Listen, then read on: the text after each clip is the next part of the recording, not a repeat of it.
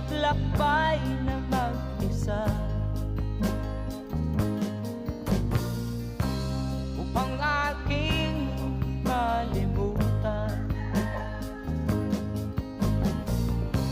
mga kaapihang dinanas.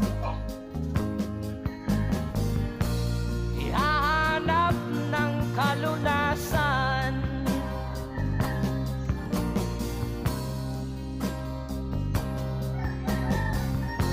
kami hinamak ng lubusan,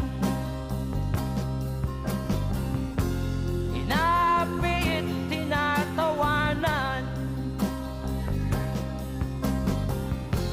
kami itinuring na basahan.